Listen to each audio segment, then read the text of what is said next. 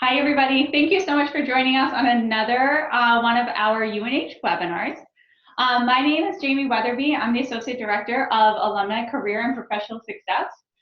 Today, I'm here joined by three extremely successful UNH alumni engineers. Why do you laugh when I say that? But the cool part about their experience is that they all took really different paths to get to where they are. And I'm excited to have you here today and share a little bit about what that experience was like and your very different journeys that led you here back on campus in one of our lovely offices. So thank you for being here. Could you just go and introduce yourselves and share a little bit about how you guys know each other still after your 10 years away from UNH, and then also about your work experience? Go first. Sure. My name is Jenna Colview. I am a product engineer at Lonza. I've been there for about 10 years. And let's see, I was an intern starting my junior year, continued through my senior year, working part-time through the school year. And after I graduated, I was able to get a full-time position at Lonza, which was awesome. I started as a plant engineer, and then 2 years ago, I started as a project engineer. Awesome. Thanks, Jen. Thanks for being here. I'm Alex Bell. I'm Director of Engineering in a very small company in Amesbury, Massachusetts. We do insulation, but Jen and I were chemical engineers together. We all met Hubbard here on campus. So it's good. I'm Logan Kenny. I currently work for the federal government and for the Army National Guard. I'm the Facilities and Maintenance Branch Chief, which means I run projects, construction, and design contracts. I know Alex because he lived up the hall from me in Hubbard, and we became friends and eventually roommates. And Jen and I went to high school together, so she's been suffering with me for a while. But I've been doing my job for about 7 years. Started as a project manager and worked my way up to where I am now. So also excited to be here. Very awesome. So the common thread, I mean, I know you're all engineers, but you all came from UNH. How do you think your UNH roots shaped the directions that you've had? I'll start. You go back down the line. So UNH, I know we all started here right around the same year. Yeah, we all went in the same year. And for me anyway, UNH, New Hampshire's kind of a small state. So going here and kind of punching your ticket at UNH has been really helpful in my career because I keep running into the same people over and over, which is my advice, to be really nice to everybody you meet and professional because you just keep running into them over and over again. And at least in the civil engineering, which is what my background is, it's just a small world. So going to UNH, you meet a lot of people, make a lot of connections. That's actually how I've gotten all of my jobs. Has really been people I knew who I wouldn't think would help me in a career that happened to work somewhere, and that's how I got my job. So Yeah, I'd say for what UNH has done for me, really good chemical engineering program. I feel like it really taught me a lot, and we had really some really good professors who go out of their way to put you on a right path, and so that stuck with me, even if it was less tangible. It's great technical stuff, but also just really good mentorship. I would second that for the Kenny professors. They really want to see students succeed, and they have really great programs to set students up, whether they are with internships or other programs to help you get out there and get the job that's a really good fit for you. Yeah, that's actually true. I do want to add a little bit of that the professors here are really good. I'm sure they still are, but I've been here in 10 years. But they were really good 10 years ago. And they actually put me on a path. I actually started in chemical engineering a while ago. And Robert Henry, professor, then a dean, and a professor. I'm not sure if he's even still in the school now, but he actually talked me into civil engineering because that was his background. So that was why I switched, because there's just a huge, broad field. So anyway, yeah, great professors here. To put you on the spot a little bit, but are any of you still in touch with any of the professors, or did they help Absolutely. kind of launch your career? And yeah, you still are. Yeah. Talk to Dr. Carr. Check in once a year That's or so. really cool. Basu, he's check in with him pretty often too. That's awesome. I'm active with ISPE, International Society of Pharmaceutical Engineers, and Dr. Carr is on the board of that, so I do get to interact with them every once in a while. That's great. Awesome. So I know that you all, so Logan, you're government focused. Alex, you are in a startup. Yes. And then Jenna, you're with Lonza. Mhm. So can you share, those are all such different work environments. I'm sure different personalities or different interests make you thrive in each of those spaces.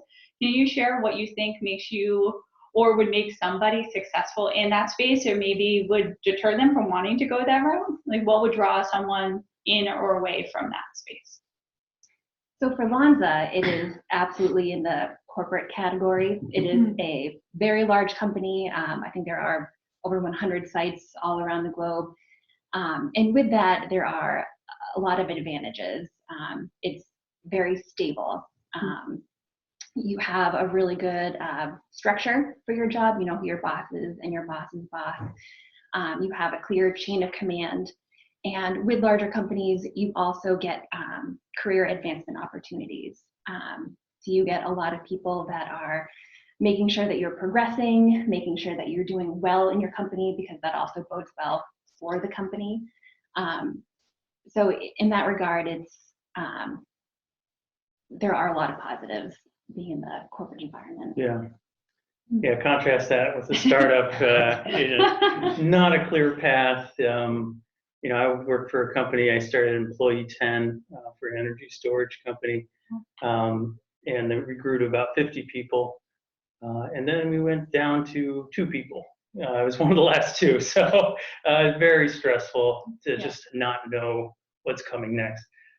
On the other hand, you get to try a lot of different things. You know, you can sort of hop in, hop out, or whatever makes sense for you. If you're curious, there's a lot of things you can do. You can really, you know, if you are a hard worker, it can really show you because you're a big fish in a small pond kind of thing. So it's way more stressful, but you know, it could have more, you know, reward for the risks. Yeah, bigger risk, bigger gain, maybe in a shorter period of time too. I'm sure you can take on a lot more in that setting. But then I bet you have a lot of maybe mentorship opportunities and, Absolutely. and a clearer path too, which I think is comforting in its own ways. You know what I mean? To have a trajectory you can see. Right. Awesome. And then how about you? And on the other end of the spectrum, public sector. Yeah. I've actually really enjoyed my time in the public sector. You get a lot of freedom, which is the opposite of what you would think, because you're not profit driven.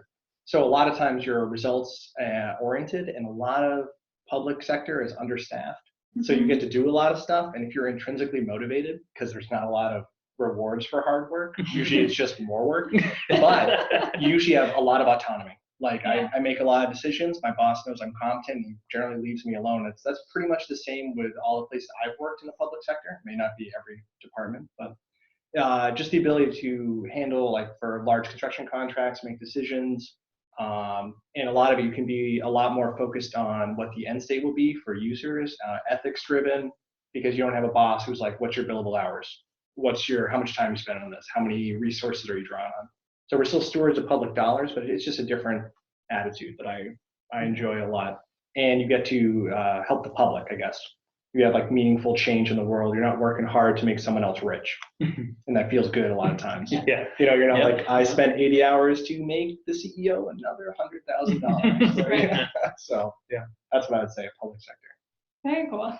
So just Logan, a few more questions on that. So you, I know you're involved in the military as well, and I know you have a lot of varied. You never had one responsibility. It comes with many responsibilities. How have you juggled that, and what has drawn you to seek those opportunities out?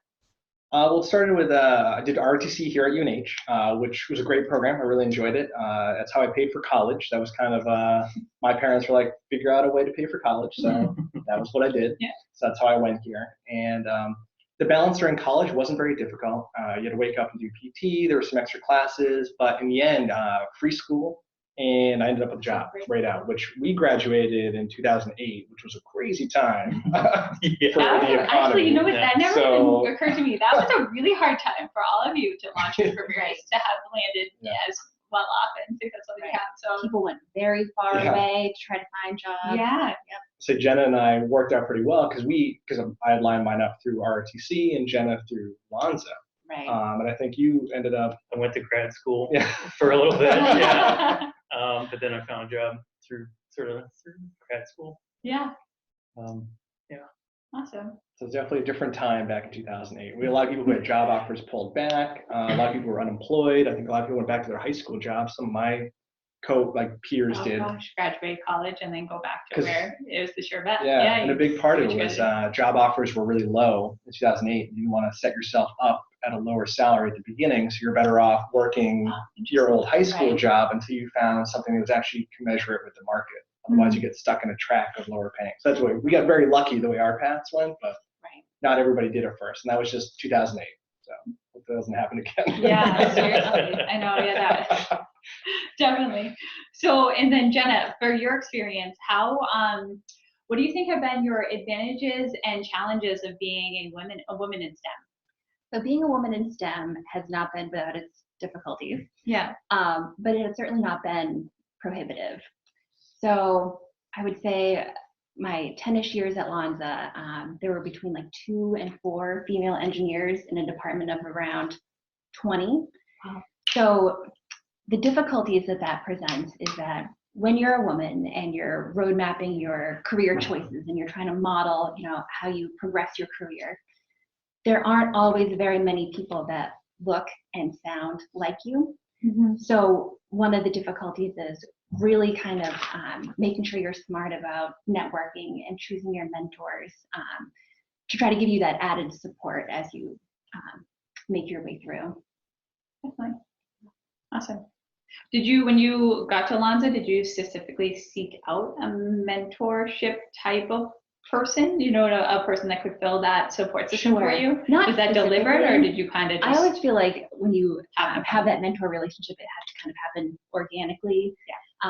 Or the mentor has to not know, like to you, you're right. You I are my don't think I've mentor. ever asked someone, will you be my Will you be mentor? my mentor? Right? Yeah, no, that's a heavy ask. Yeah. And it can certainly change at different points in your life. Or at different points in your career. But Lonza's been really awesome. They've been a great advocate for women leadership. Back in September, they sent, I think, 25 of us to a conference in Philadelphia where we got to learn skills and hear from these awesome figures for, they call them suite level women leaders that are in the industry. C-suite? C-suite, Yeah. right, yep. So that was an incredible opportunity. And then at Lonza, they're great at making sure that your voices are heard and providing those opportunities for women. Mm-hmm. And then Alex, for you, did you know you wanted to go into a startup? Was that something that you deliberately sought out? It was, which is kind of funny in some ways for chemical engineering, because it's often you're operating large chemical plants or designing them or something along those lines, but it can fit with that major. When I was looking at grad school, and so it wasn't just the job market. It was like I really wanted to go to grad school, so I went to Dartmouth for a master's of engineering management, which is like half MBA and half like master's of science. So get some science, get some business, and part of my focus on the business end was the entrepreneurship. So I took a lot of entrepreneurship courses. So and focus on energy. So I wanted business being energy and startup. So that's what I found outside of grad school. Yeah. How did grad school, and I know you also sought out your MBA, Logan. How has grad school impacted your trajectory or your success? I think I learned a lot. It was a great program. It was a great way to cap off the chemical engineering. The way chemical engineering ends is you do this big design project and you try to design and cost out a chemical plant or some process. And so then you start to transition into that business zone, and it was like, well, that's very interesting. Like that's how, business works. Technical people often get pulled up into managerial roles. And I wanted to see more of that with grad school. So yeah, I would agree with Alex on a lot of that too, because so my company or the government, I could go to grad school here at UNH. I actually got my grad degree this year, but like you were just saying, I have moved away from the design world because every year you move up in management, you get a little further from the doing stuff piece, and a lot more running people who are doing fun stuff. And so I took my MBA here to actually help me get a better handle on that, because even though engineering here at UNH has a lot of management aspects to it, there's just so many levels of it that just show up the higher up you get. And UNH helped me prepare for that and gave me a lot of tools and knowledge and things that you may have already known, but you didn't have a word for. And a lot of being engineers, talking the technical talk is important. And it's the same in business and management. If you know the right words, you can succinctly express what you're trying to do without starting at ground zero and trying to figure out, well, I figured this out from trial and error. Like, You know what you're talking about, you just don't have the right words, but it adds a lot of credibility in the conversation. Yeah, I would agree. Awesome. So then, when do you think that, because I know in our online audience we have a few students, we also have a lot of young alumni that probably started their career in engineering, but they're exploring potentially either moving to a different space or how to grow within their industry. How do you think, or what do you think someone should consider before jumping into grad school? At what point in your career, or should someone look for before jumping in? No, that's a curveball. We didn't talk about that. That's okay. Well, from what I would say, in my opinion, kind of know what you want to do.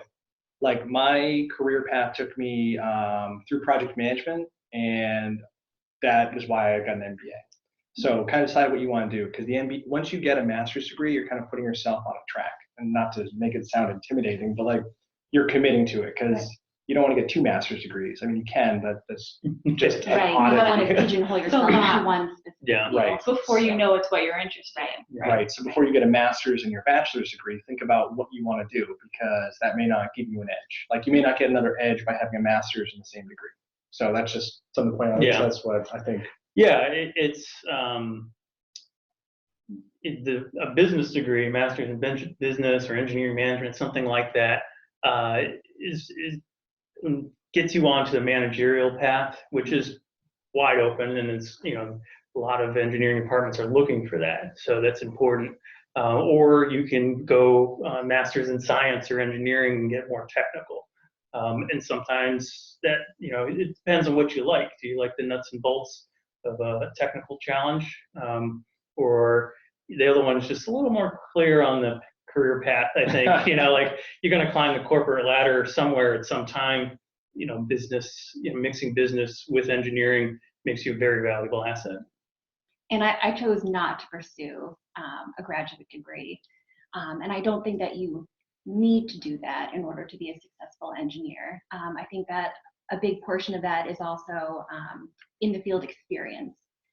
So if you choose, to go right into grad school after finishing your 4-year degree, or you do it a couple years later, or you don't do it at all, I think it's just fulfilling what you're interested in. So if you are interested in a more specific field, or if you do want those more managerial, the tech terms, or you just want to continue with your experience in the field, I think that all of those are definitely viable options for success.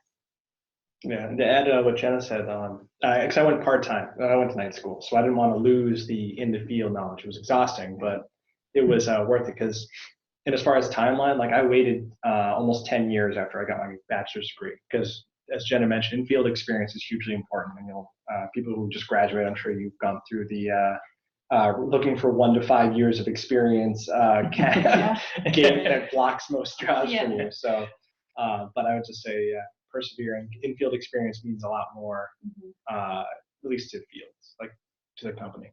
So yeah, I love that you're saying all those things, because we hear, we offer at UNH a lot of 5th-year master's programs, and I think those are really great for our students that truly know the exact track. It sounds like you've leveraged grad school to really give you an edge within your field that gave you the opportunity to either grow or move into a new skill set, or enter strategically, whether it's appropriate or not. And I think that's really great to hear. And I know the 2008 bubble, I think a lot of people did seek out grad school because there were no jobs, which is important too. You have to kind of know what job market you're entering into.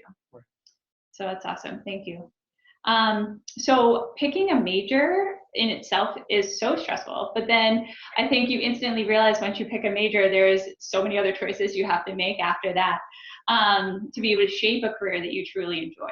So can you, each of you, and you've touched on this a little bit, but could you share what made you decide to pick the field you picked? Like what put you on that specific track? And what advice would you have for someone that wanted to pick the same track or? So I was undeclared freshman year. Yeah. I knew I wanted to go into engineering. I didn't know which flavor of engineering I wanted to go into. So I went through the undeclared class they have. I don't know if it's still offered now. And it was great to see the different facets. And it was great to hear from all the different professors because they're all very passionate about what they do and getting to hear, what it is that they do, what fields are available. I did choose chemical engineering, and I ended up doing the bioengineering option because I found that field fascinating. I really liked the biomechanics of it, and since Lonza is very close to UNH, knowing that there were pharmaceutical engineering opportunities close by, it seemed like a really good fit. So it's okay to not know what you're interested in, and I think that there are still opportunities to kind of change and cater as you go through, and just recognizing, kind of do that self-reflection of, is this what I want to do? Do I have my 5-year plan like Logan was talking about, and just kind of check in with yourself. Yeah. I would say in high school, it was like, I'm a technical person. I like solving problems. I'll probably be an engineer. I like chemistry. That was it. You mean like that? Like chemical engineers make a bunch of money. Yeah. That was That's a good track. that. Sometimes as an engineer, you analyze a problem to death, and sometimes you go with a couple hunches, and you'll probably have a couple careers in your lifetime anyway, and so you'll have time to sort of sort it out. So pick something that looks like, well, I think I can get a job with that, or that's how we're engineers. I think something practical and run with it and see where it goes, and check in every once in a while, make sure it's still on the track you hoped it would be. Wow, that's very similar. I also went in undeclared, didn't really know what I wanted to do. I didn't even know if I wanted to necessarily be an engineer. I just picked the hardest college and figured it's easy to downgrade.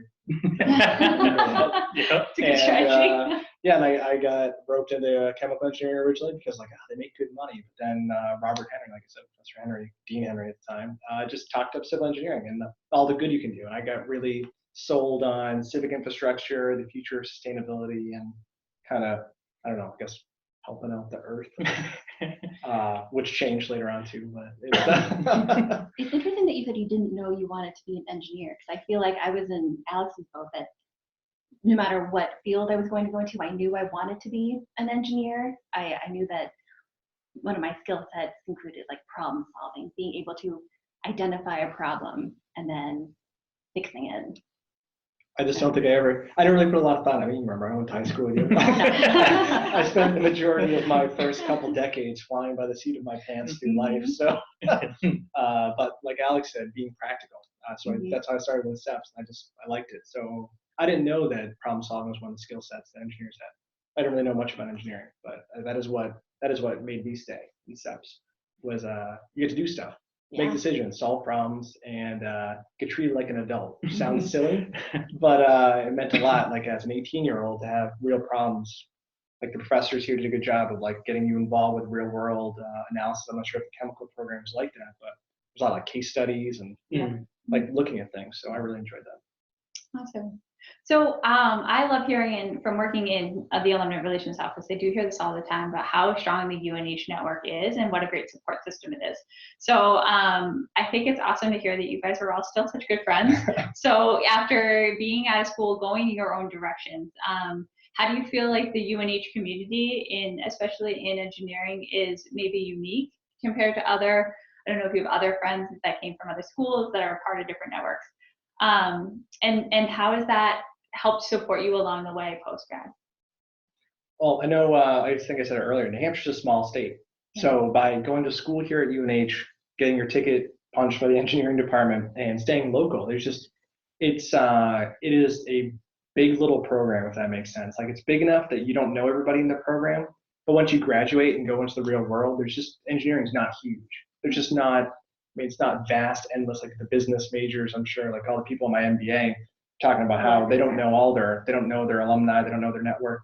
Whereas with us, I hear a name, I'm like, oh yeah, I don't really know them, but I remember seeing them at, in school, and we can have shared knowledge of professors, of classes, courses. So I don't know. That's what my experiences with it. Yeah.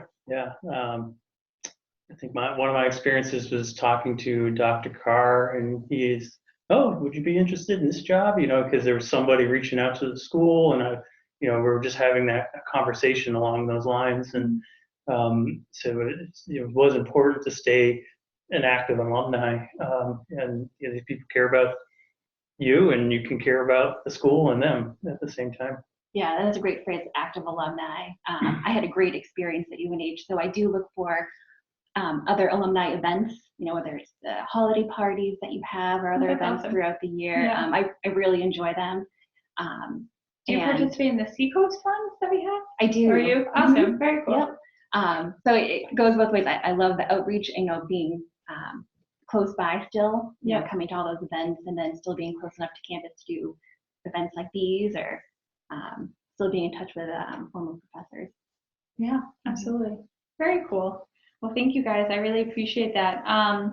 So it sounds like there is a really strong importance to stay connected. Do you think that even if someone doesn't stay local, that there's strategies that they can use to stay connected and leverage their UNH relationship? So it sounds like a lot of you, even if it was through your professors, used a lot of networking strategies to be able to propel your careers. Do you have any advice on how to do that with that UNH network and leveraging it in that way? I know there's chapters all across the U.S. For UNH alumni, Colorado and California, New York. Just go to the events. I think that would help. For us, we're more local, so we're tripping over UNH. It's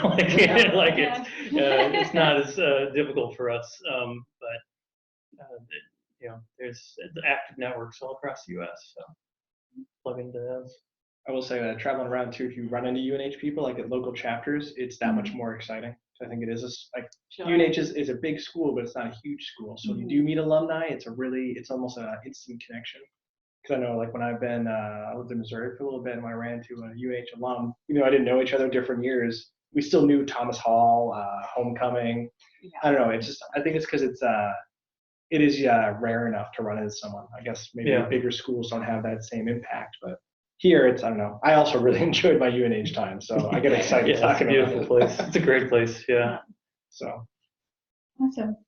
So this is a surprise question, but what do you feel like is next for the three of you in terms of your career? So, I mean, you're 10 years out. I feel like that's kind of I want to say a tipping point, but you're really well invested, but you still have a lot to go. What do you think is going to be your long-term plan, if you have one? If you don't, the seat of the pants always work. Those are always such hard questions. I know. Sorry, I probably should have. I feel like that's a future one. You probably should have given me a heads up on that. Well, for me, so Alex and I, and actually Jenna too, we talk all the time. We've been talking about investments. So that's what we've been going down a lot of in my public sector. I'm actually looking to retire by 50. Right now I have a new daughter, so I'm pretty much just holding on right now. That's my plan at the moment, trying to maintain that. Because, in about 18 years, all of our debt should be paid off. So that's what I'd say is don't take on too much college debt and start investing early. So Alex schooled me on that. My working for a startup, we're really hoping to turn a corner in the next year or two, and hopefully that explodes and makes me very rich, or at least something, The bottom line. Yeah, maybe not very rich, but it'd be nice to run and operate a business. That is what I see as one of the most important investments. Because I'm jaded from 2008. I think the whole market just evaporates. So you got to take it into your own hands, and that's what I want to do in the next 10 years. Is just sort of run my own business such that it's more in my control. Great. I once heard a great piece of advice that you know it's time to leave or move on when you've stopped learning.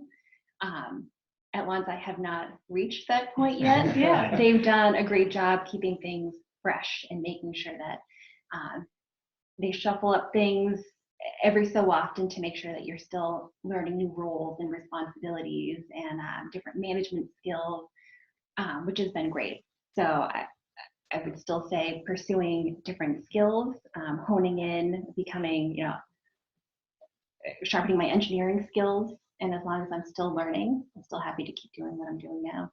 Yeah, awesome. Great. I would love to be, so we have a robust online audience. I can see all of our people on here over there. So I'd love to open it up for questions unless you have any pieces of advice that maybe I haven't touched on. And it's okay if you don't.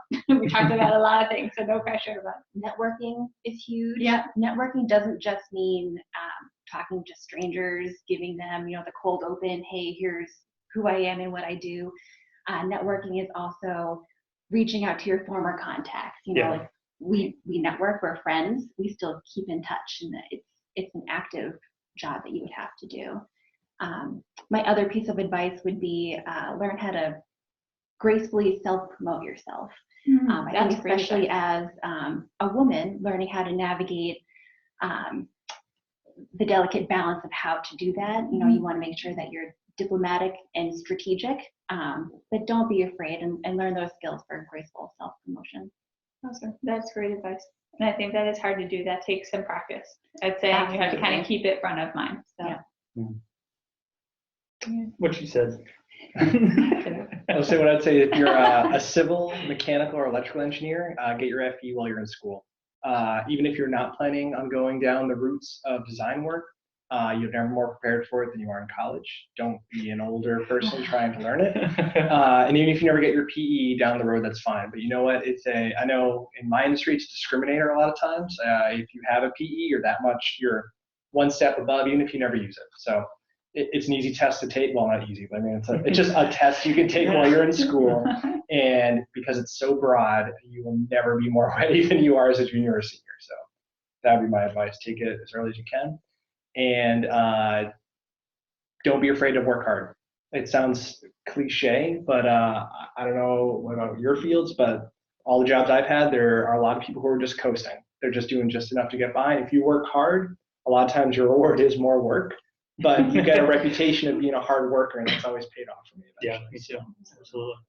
And especially since we're millennials, right? don't uphold that reputation. And I don't know. That's would be my advice. Awesome. Well, thank you guys so much. So I actually want to introduce another person who is behind the scenes, but she is my partner on these webinars. Her name's JC Dara. JC, do you want to throw like a hand up in the window? There she is. Awesome. So she has been making sure everything runs smoothly behind the scenes here and has been making sure our webinars are running great. But she is taking a peek at it. If you look at the bottom of your screen, there should be a Q&A feature where you can ask some questions to our audience, and she's going to check those out and read them to us. Hi everyone, thanks for tuning in. Our first question is from Allison, and it says, what advice do you have for making yourself invaluable to your company? And how do you go from a 50-person company to being one of the last 2 people standing? Yeah,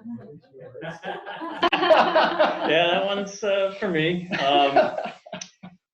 I was just always curious, and so whenever I was working, there's always some downtime when you're working.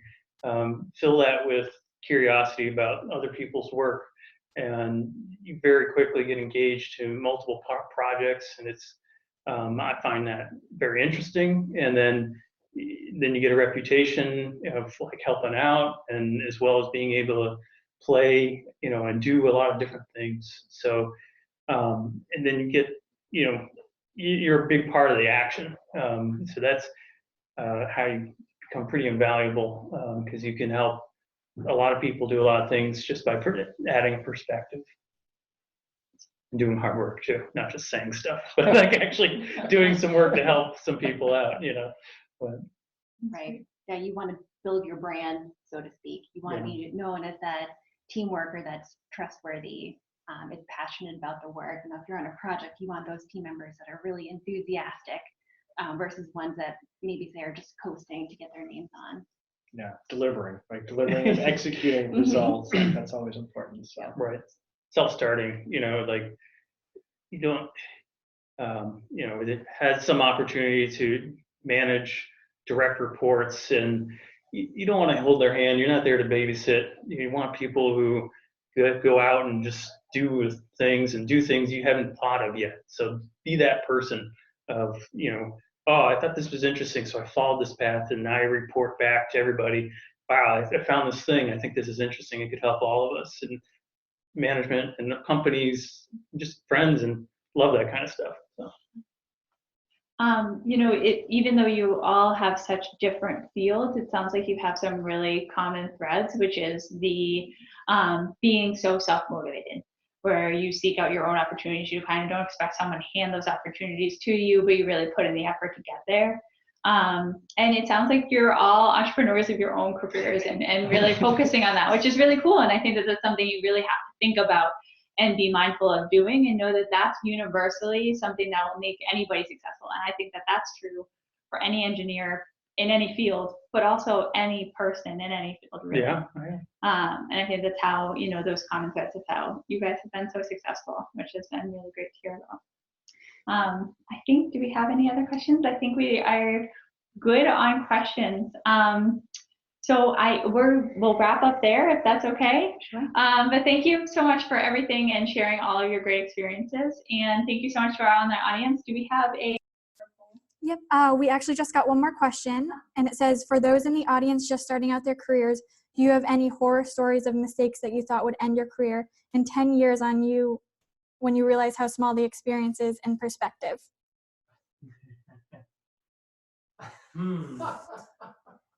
Yeah, I had a technical project that went totally sideways and very, very stressful.